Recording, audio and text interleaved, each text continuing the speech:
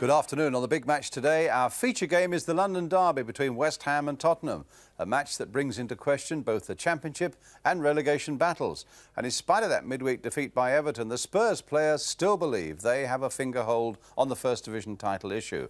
The West Ham players know that they must gather up points to get away from the other end. So there's tension and importance about the afternoon.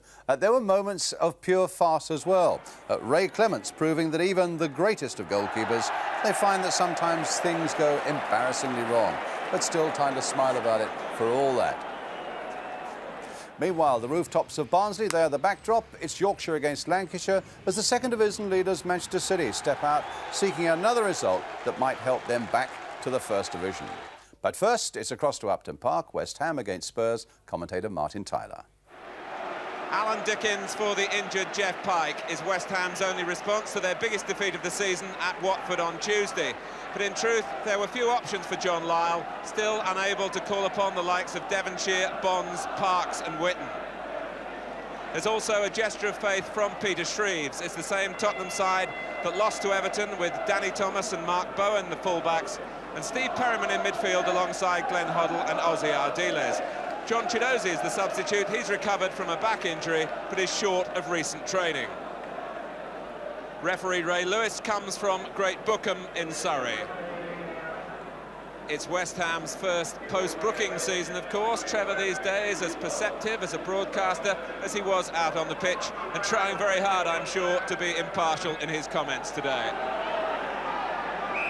So it's West Ham to kick off, with tradition at least favouring them today. Tottenham's last win at Upton Park was back in 1973.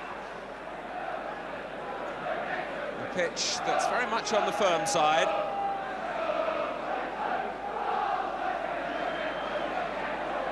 Always a great atmosphere for this particular fixture in this compact ground. And Gale slipping as he turned away from Garth Crooks. And Ray Stewart just making up for Gale's slip, but at the cost of a throw.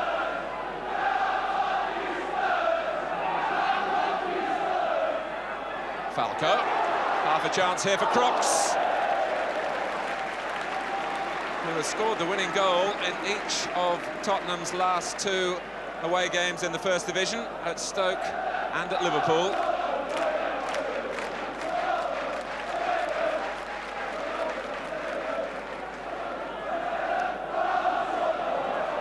Goddard and Bowen preventing Allen getting in behind him. Tony Galvin helping out the young fullback. Here's Goddard. And Dickens was drawing back the foot, and it was Miller in the nick of time when Alan Dickens had a clear sight of the Tottenham goal.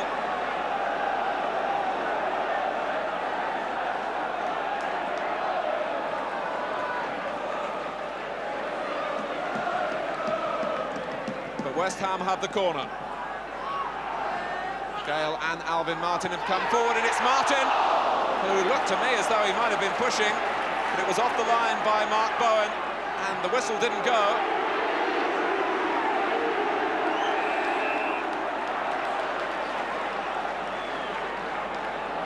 A thumping header from Alvin Martin, who came storming from the back, and Bowen guarding the post.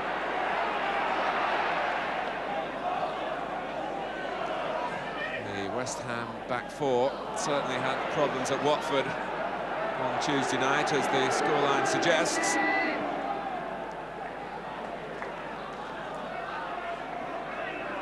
John Lyall keeping faith with them, because it was only a week ago that West Ham chalked up a rare victory at Nottingham Forest.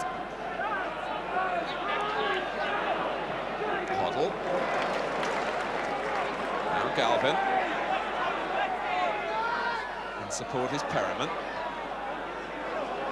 Thomas has Hoddle outside him, and it deflects for Crooks, and a fine reflex save from Tom McAllister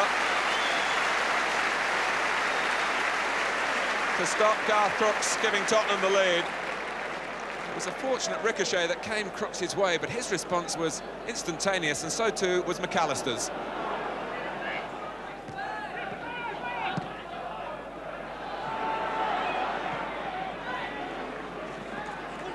And, well, you wonder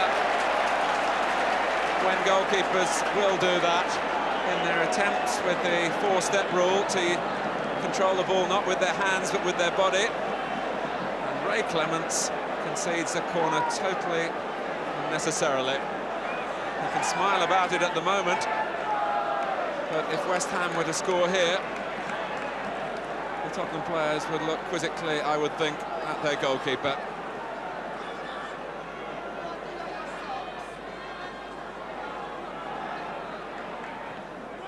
Allen's corner. And Stewart, that might turn out to be a pass when it was meant as a shot.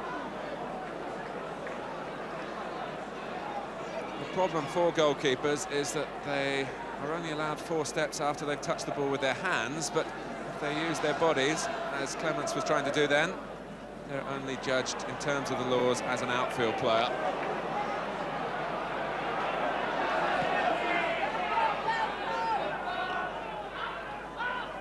Cottee and Perryman, and now Barnes. And the Tottenham captain was perhaps a little indecisive. And West Ham have a corner. Almost rolled for Bobby Barnes, and Clements felt he had to go. It's Barnes who takes the corner. Goddard, straight at the goalkeeper.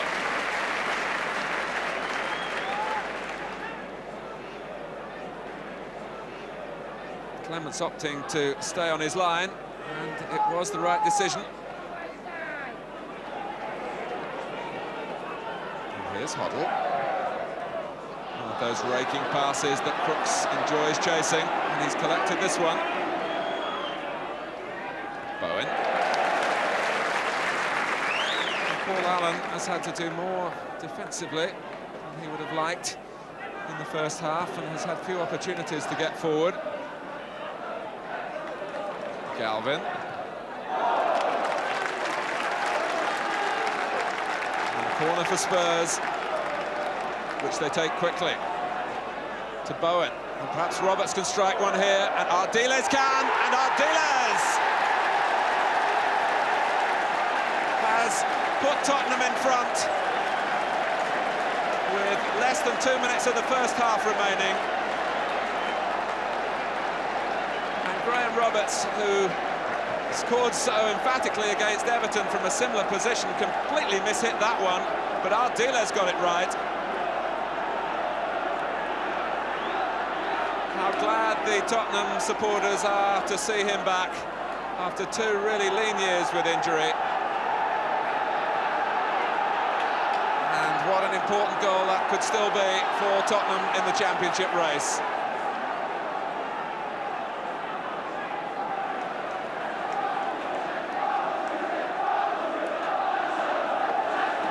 With his back to the goal, he really just turned and hit it, but he found the perfect spot.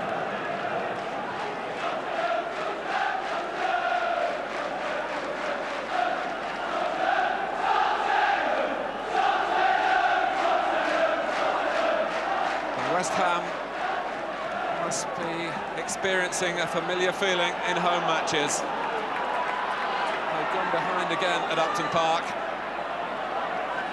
And yet again, after being the more enterprising side in the early attacking sorties. But here's Allen. And finally off Perryman for a corner.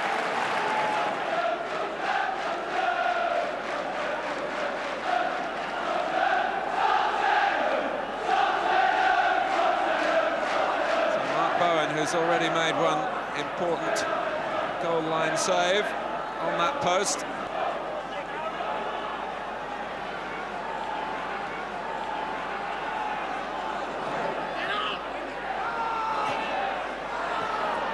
Martin unable to get any force into the header this time. The end of a frenetic first half, but it's Tottenham who go off with the lead given to them in the 43rd minute by Osvaldo Ardiles with a typical piece of quick thinking. And West Ham must feel a little aggrieved on the balance of play to be going in a goal down. At half-time at Upton Park, it's West Ham 0, Tottenham Hotspur 1.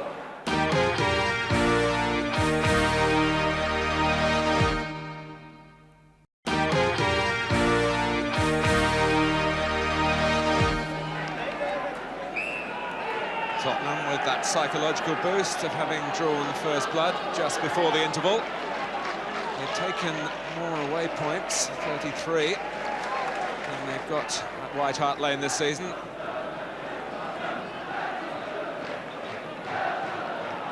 Had they put together anything like a string of results at home, they'd be favourites surely to take the championship instead of having to chase Everton and Manchester United from behind.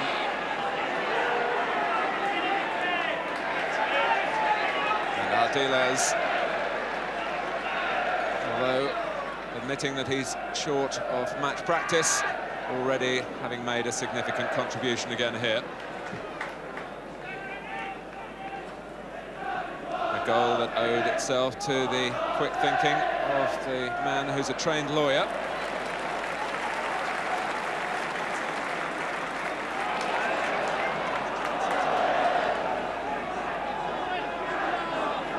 Martin has stayed forward.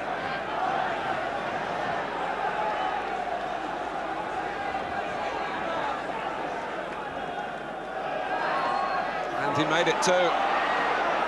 Barnes and Clements not called upon.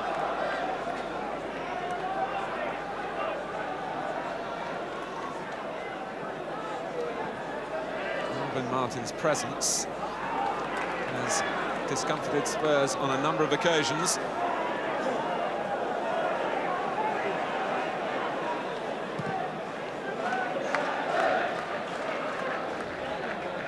Falco's flick, dropped well for Galvin.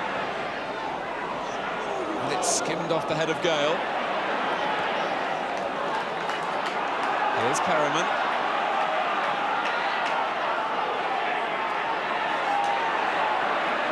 And Hoddle. And Falco. Can Crooks reach it? It was a delightful move. Steve Perryman has slotted neatly back into his old midfield role. Hoddle, the lieutenant, on this occasion. A lovely touch from Falco, and the race was on for Crooks. And stretching, he just sent it too high.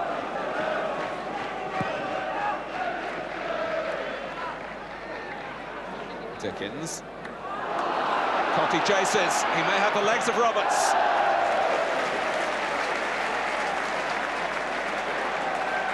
And it's the cue for West Ham to augment their strike force with the introduction of Dave Swindlehurst, who replaces Bobby Barnes. 14 minutes into the second half. Swindlehurst on his way back from an injury sustained at White Hart Lane when these two teams played a 2-2 draw on Boxing Day. Tottenham are warming up their substitute, John Chidozie.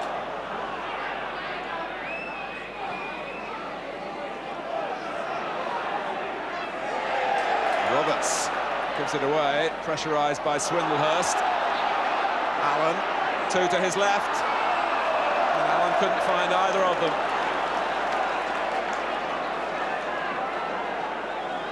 It all stemmed from a miss-hit clearance by Graham Roberts, of all people.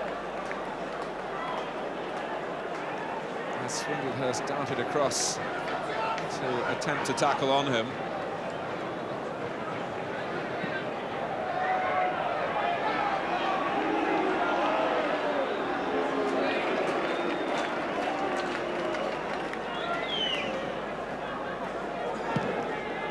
He gets ready for action.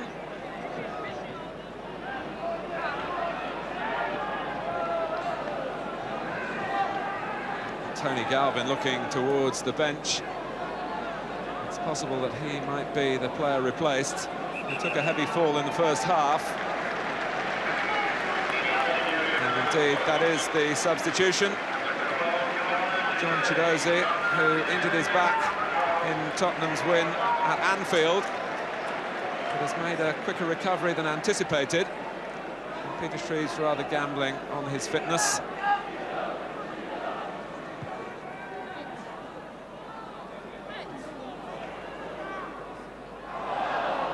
Crooks, and here's Chiedozie with his first touch, and Hoddle. It almost crept in.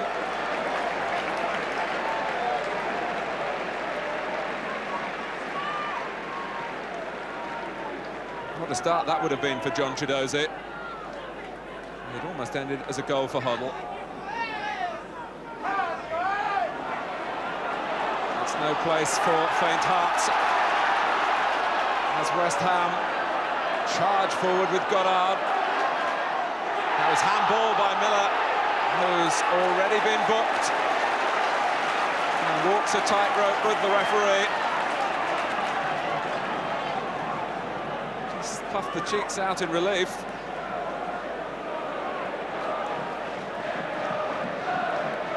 Now Ray Clements will know all about the shooting power of Ray Stewart, who in West Ham's 4-1 win against Tottenham here last season hit a volley that they're still talking about, the West Ham supporters. It sped past Clements that day, but it's Cottee, and that's off the wall.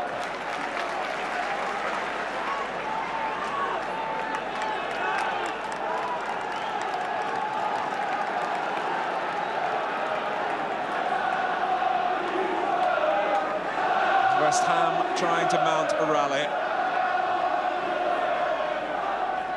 Home defeat here would be a disaster. And on the breeze, the ball bends away from Swindlehurst. Stewart.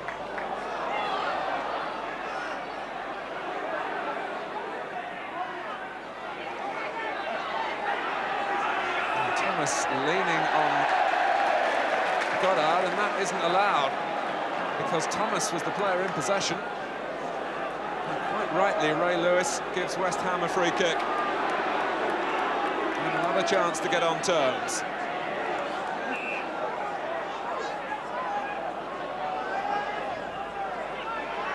That's Gale. This is Allen. And Dickens and Martin. And now Swindlehurst. And Orr. And Clements had the final say. If you have any doubt about Tottenham's resolve to keep pressing for the championship, look how they got bodies in line here. They were going to stop West Ham having a clean strike.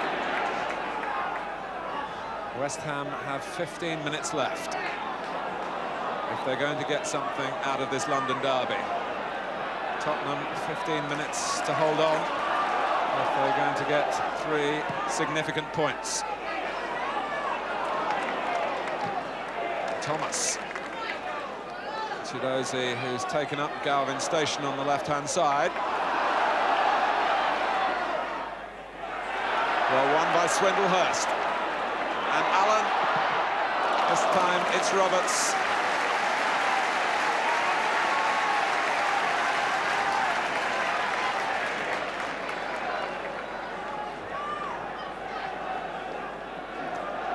So Martin again. West Ham haven't varied their corners a great deal. They now have Swindlehurst, of course, as well.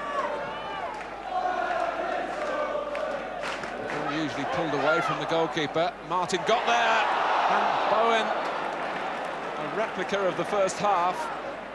And now West Ham will have a free kick. Although I'm not sure that the ball was actually going in, but Bowen was taking no chances.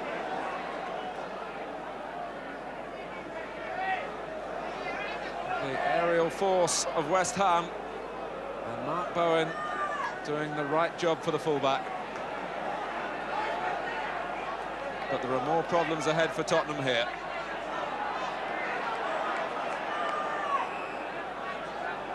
Stewart takes, and it's Hoddle who meets it.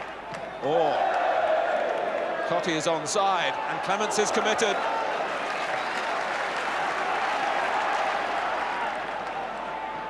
Martin again. Tottenham really have to sort out who is going to pick up the West Ham captain, because sooner or later he is going to find a way through. It's Miller taking him this time. Dickens. And it was Falco to the rescue. Every Tottenham player back in their own area.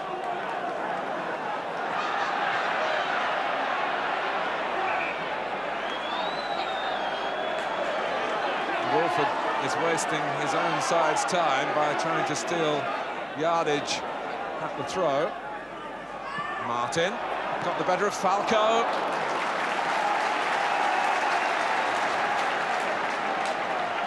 He's a one-man strike force at the moment.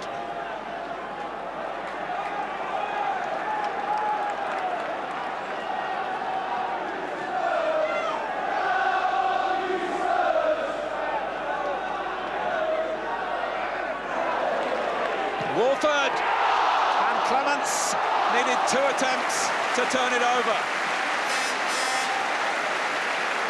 Superb technique from both players. In terms of Wolford's volley, Clements would have liked to have turned it over the first time, but responded as it might have just dropped in to force it over the bar.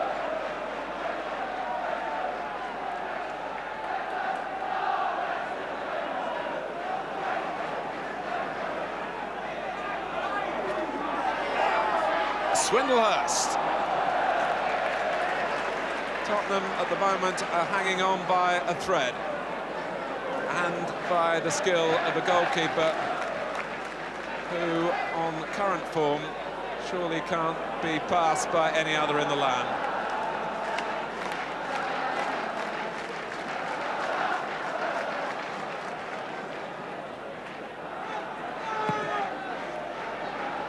Ardiles.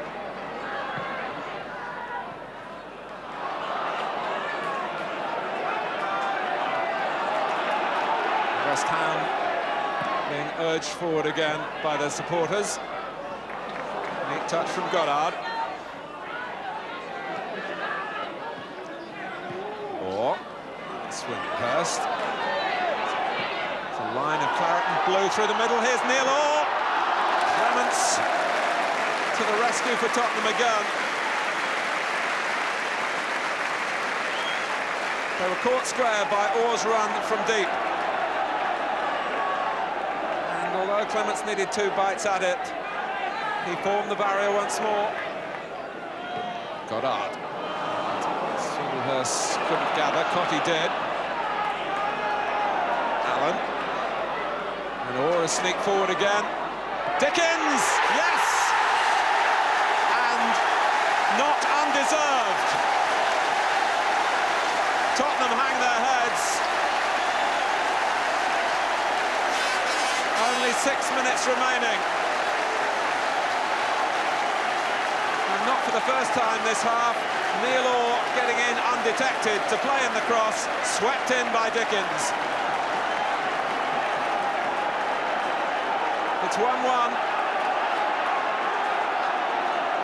And Alan Dickens, who came originally into the West Ham team with a flurry of goals from midfield, contributes a vital one, perhaps for their first division survival.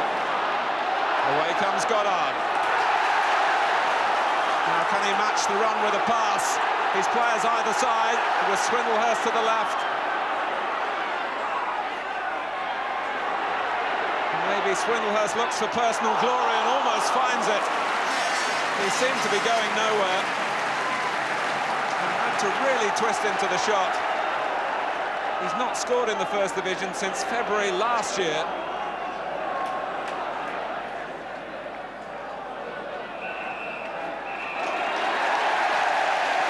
The final whistle, and Alan Dickens gave West Ham a share of the points with an equaliser 6 minutes from time, equalising the goal from Osvaldo Ardiles 2 minutes from half-time.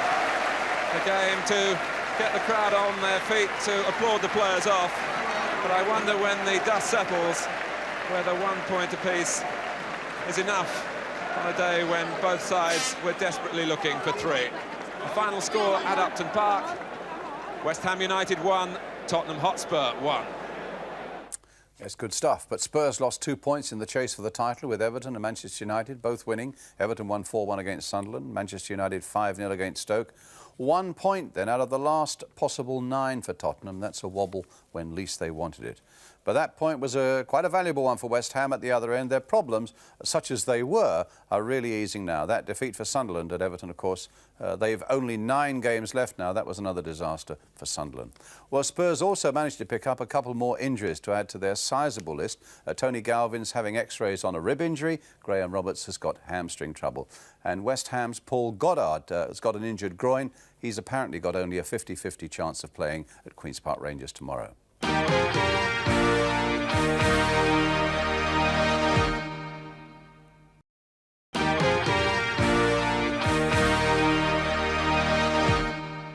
Right, for our second match today, it's the second division leaders Manchester City. Only 2 points they've got from their last 3 games. And now visiting Barnsley, who had, of course, that impressive 3-0 victory over Oxford in midweek. Our commentator at Oakwell, Peter Brackley. Manchester City have never lost a league match to Barnsley. They'll need to play a lot better, though, today than they did last week when they squandered a 2-goal lead against Cardiff. Gordon Smith, their leading scorer, is still injured, but Graham Baker's damaged shoulder has healed sufficiently for him to return. And Billy McNeil gives another chance in midfield to 18-year-old Paul Simpson, who last week scored his first league goal. It's not a fixture, certainly, for City to take lightly today. Barnsley completely outplayed Oxford here on Tuesday. Gordon Owen's hat-trick, the highlight of a very impressive win. Bobby Collins has had to change his side, though, this afternoon. His 2 regular fullbacks, Joe Joyce and Nicky Law, are both suspended. Their places go to Wayne Goodison and Phil Chambers. Today's referee is Alan Saunders from Newcastle. We pick up the action in the first half. Barnsley are in the red shirts with white shorts.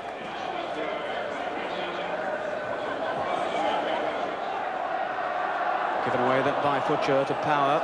Simpson has gone outside him here. He skipped the challenge so easily, too. He really does look such a promising player. What a cross in there, too, towards Melrose. Paul Simpson is already making an impact on this game. And City weren't far away then from the opening goal. Set up by the pace of Paul Simpson down the left. Melrose on the end of it. And Simpson himself is taking the corner now.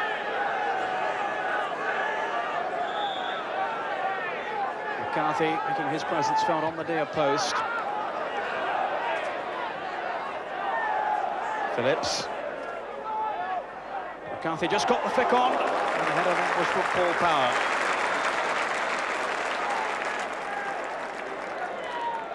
So a promising spell for Manchester City, but it fails to produce a goal. And away come Barnsley now with Chambers. McCarthy away.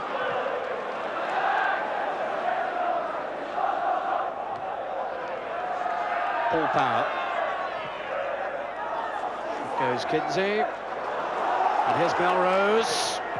Good save by the goalkeeper. He narrowed the angle well. In a perfect positioning by the goalkeeper then.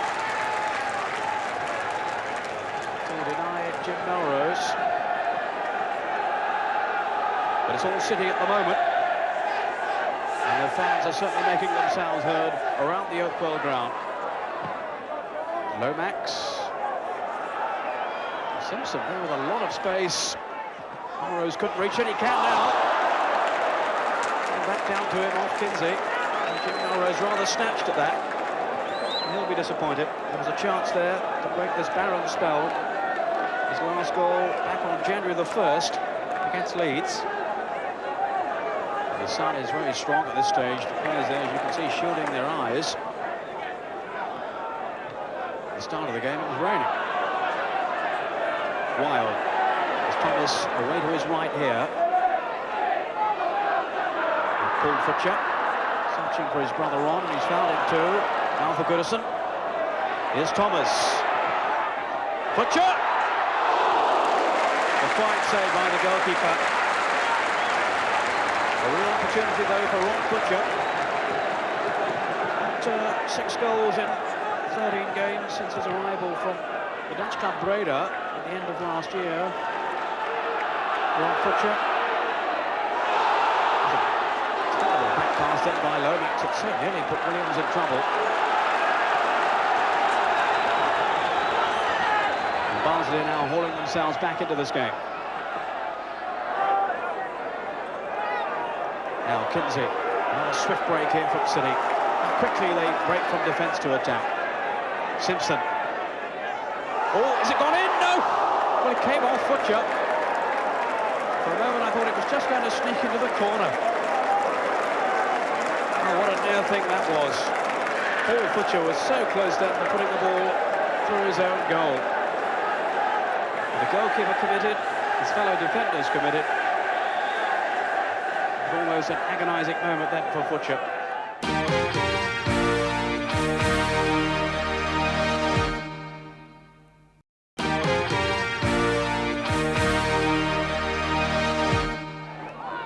Baker, pressurised by Ronson. Baker, kind of an intelligent piece of play. Now here's Phillips.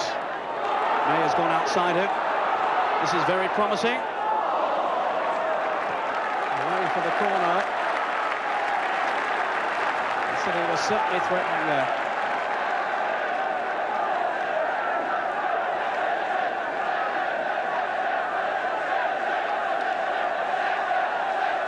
Once again, McCarthy taking out his position just on the near post, released by Harry May. Here's Baker. Phillips going in strongly. Now Simpson. Good shot too. Really brought the best out of looking to Clive Baker there as he cut inside. So often this afternoon he's made bright and positive runs. And Paul Simpson, look how well he struck that. Butcher, oh, mistake here, letting in Simpson. Away from the goalkeeper. Simpson's cross. Phillips going in and off the bar.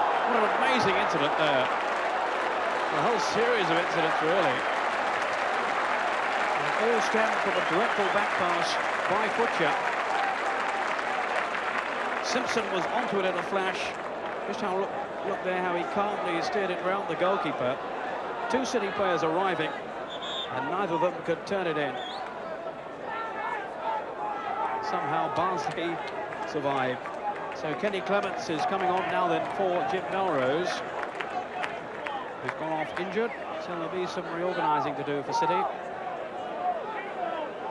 sure that Kenny Clements will go to right back. Indeed, that's exactly where he's going, with Andy May pushing forward.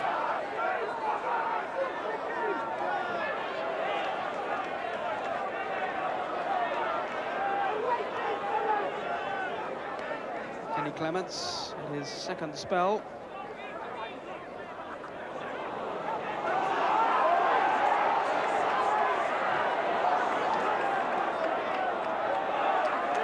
Baker. This was towards Kinsey. Now here's Power. Good effort from Power.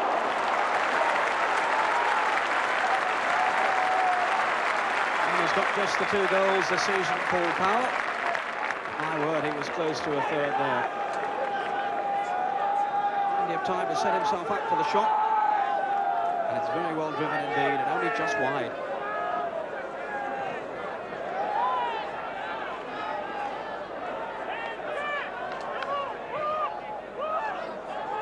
At least City are making progress into Barnsley's territory. Can they make an impact now? Simpson. Good cross in too. Finding Power. Perfectly measured cross there by Simpson. Power unable to meet Clive Baker. Just look how perfectly here he flights the cross just beyond the defender. And Power with a header.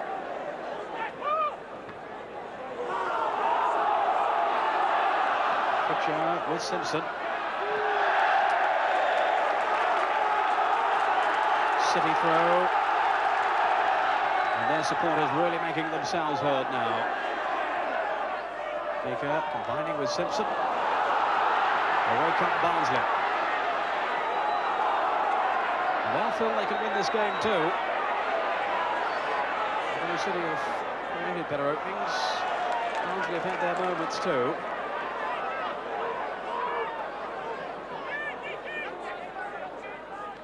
Ronson.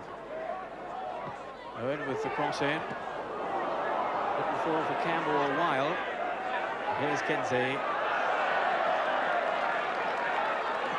Chambers has given a sterling performance at left back. Hasn't had too many first-team chances this season. He never lets the side down. Campbell finding Futcher. Crowded out. And here's Thomas. Now for Owen. Wild in the middle. Away by McCarthy.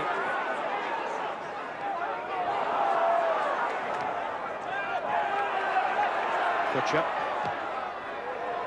Heading towards Ron Futcher. It's a free header. The City failed to pick him up there. And the Futcher brothers almost produced a goal then for Barnsley. Long cross from Paul.